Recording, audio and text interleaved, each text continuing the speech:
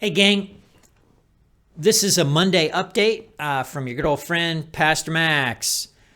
When I was getting into the shower this morning, I had a bit of a scare.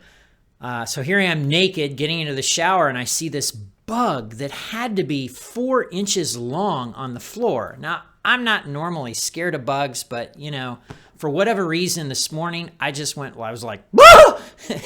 So I bend down to look more closely at what this thing is, and I realize it's the black plug end of Jenny's curling iron that has accidentally slid under the door.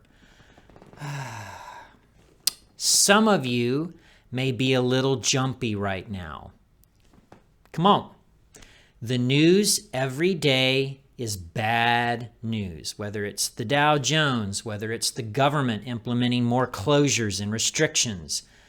Things are bad, and things look to be going from bad to a little bit more bad. And that's the reality, right? So these are strange times. These are difficult times. Generations family, I want to let you know what to expect over the next week. A group of us got together yesterday to come up with a care plan for our congregation and to develop care clusters. And we're going to be letting you know about that in the days ahead. Some of you may not like the kickball team that you were put on.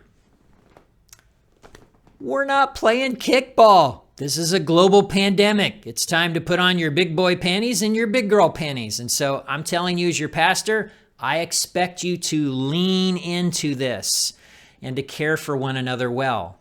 One of the biggest ways that we do that is once a week, pick someone and call them or have a video call with them, because it's really important right now to hear tone of voice. That extra human connection is important.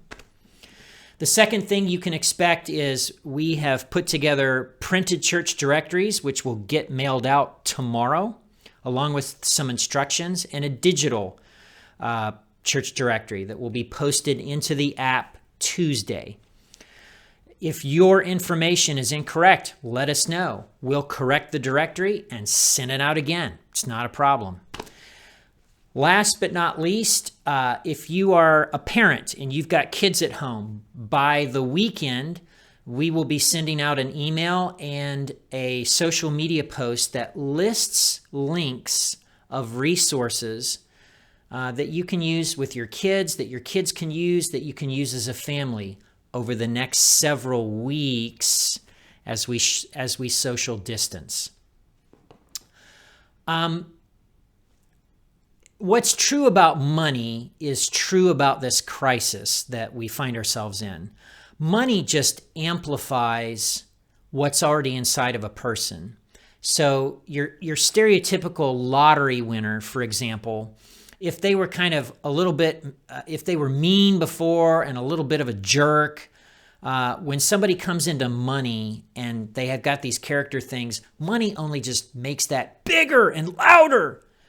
And if someone's generous, if someone's thoughtful, right, money just amplifies that. That's all money does, is money amplifies what's already there on the inside. And what we're finding in this crisis is that a crisis does the same thing. A crisis just amplifies what's already inside of a person, inside of a congregation, dare I say it, inside of a nation, okay? Crisis just amplifies what's already there. I'm mindful these days of all the stories that Grandma Vi told me as a kid of what it was like to grow up in the Great Depression.